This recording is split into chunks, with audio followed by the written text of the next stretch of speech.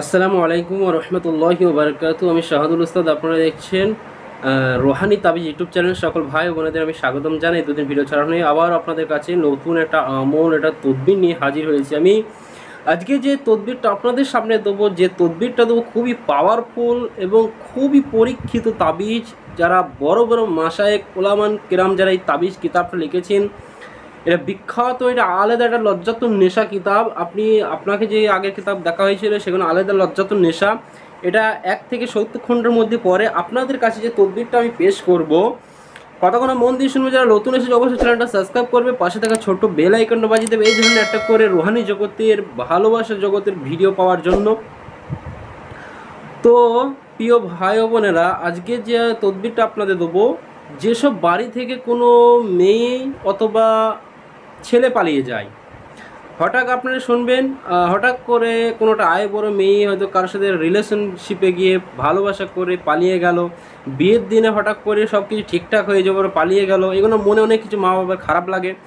ওই মেয়েটাকে 7 থেকে 14 দিনের মধ্যে হাজির করা যাবে ইনশাল্লাহ, যেখানে থাকুক, যে দূরেই থাকুক ইনশাল্লাহ। এমন একটা তদবির আপনাদের শিখিয়ে দেবো, এত পাওয়ারফুল একটা তদবির শিখিয়ে দেবো ইনশাআল্লাহ। আজকে আপনারা শেষ পর্যন্ত দেখবেন, তদবিরটা খুব পাওয়ারফুল হবে, একবারে 7 থেকে 14 দিনের মধ্যে হাজির করবেই ইনশাআল্লাহ। এমন একটা তদবির আপনাদের কাছে আজ আমি পেশ করব। তো আপনাদের কিতাবটা দেখালাম, লজ্জাতুন নেশা কিতাব থেকে তদবিরটা দেবো। আপনারা অবশ্যই শেষ পর্যন্ত দেখবেন। যারা যারা এইভাবে ভিডিও কন্টিনিউ এই রুহানি জগতে ভিডিও চান, অবশ্যই লাইক কমেন্ট শেয়ার করবেন। আমি প্রতিনিয়ত একটা করে এই ধরনের ভিডিও ছাড়বো। তো পলাতক ব্যক্তিকে হাজির করার জন্য আপনাদের যে বিষয়টা খেয়াল করতে হবে, যে ব্যক্তি পালিয়ে গিয়েছে তাকে হাজির করার জন্য আপনাকে যে জিনিসটা সংগ্রহ করতে হবে, দোকানে যেতে হবে এবং এক দামে, আপনি কথাগুলো মন দিয়ে শুনবেন, এক দামে একটা 5 ইঞ্চির পিরাক আপনাকে কিনে আনতে হবে। মাত্র একটা পিরাক কিনে আনার পর আপনি স্ক্রিনের মধ্যে যে নকশাটা আপনি দেখতে পাবেন, এই নকশাটা আপনি দেখবেন এবং ভালো করে এটাকে লিখবেন লাল কালি দিয়ে অঙ্কন করে। এই নকশাটি আপনি এমনভাবে লিখবেন, কীভাবে কোন টাইমে লিখলে কাজটা হবে এটা শুনুন। আপনাকে বলি, ফজরের নামাজের পর, অর্থাৎ সূর্যাস্তের আগে, সূর্য ওঠার আগেই তাবিজটা লিখে কমপ্লিট করতে হবে, না হয় কাজ হবে না। কেন, এক একটা জিনিসের এক একটা ভোগ কোন আছে, তাদের ভোগ দিতে হয়। কেননা জোহরের সময় বহুত রকম সোতারা নাম আছে, এগুলো বুঝতে হয়, বুরুজ কোনখানে কোন ফেরেস্তা থাকে। যাই হোক, আপনাদের অত কিছু বলার লাভ নাই, আমার কেউ দরকার নাই। যেটা শিখিয়ে দেবো, যেটা সঠিক হবে সেইটা শুনুন। ফজরের নামাজের পরে, অর্থাৎ 4টে, আপনি 5টার সময় লিখবেন। 4টে যেটা 4:30 সময় নামাজ কমপ্লিট হয়ে যায়, 5টার সময় এই তাবিজটা লিখবেন। লেখার আগে অবশ্যই 3বার কিংবা 11বার দরুদ শরীফ পড়বেন, 3বার আস্তাগফিরুল্লাহ পড়বেন। এই তাবিজটা আপনি অঙ্কন করবেন। অঙ্কন করার পর যে স্থান থেকে পালিয়ে গিয়েছে, এইটা 5 ইঞ্চি পিরাক দিয়ে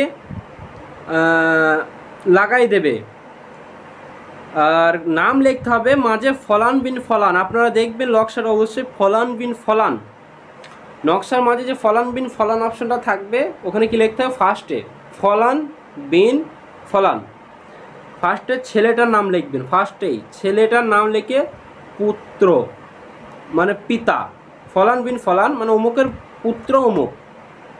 যেদিন ওর বাপের নাম লেখেন ফার্স্টে যে তাও হবে, কিংবা ছেলেটার নাম লিখলে বাম সাইডে, এক কথা আমার এই যে ডান সাইডে একটা কাজ করবেন, ডান সাইডে লিখবেন ছেলেটার নাম কিংবা মেয়েটার নাম।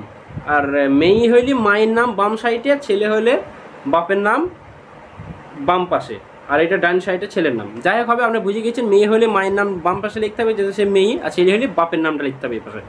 তারপর লেখার পর একটা পিরেক ঠিক মাঝামাঝি, তাবিজটার মাঝামাঝি আপনি পিরেকটাকে এইভাবে লাগিয়ে দেবেন ফুটো করে। ইনশাল্লাহ ওই ঘরে আপনি 7 থেকে 14 দিন কাউকে ঢুকতে দেবেন না। আপনার দরজায় মেয়েটা অথবা ছেলেটা হাজির হতে বাধ্য এবং সাথে সাথে অজ্ঞান হয়ে যাবে। হাজির হওয়ার সাথে সাথে অজ্ঞান হয়ে যাবে। তাবিজটা খুলে ওই তাবিজটার পিরাকটা একটা পুকুরে ফেলে দেবেন।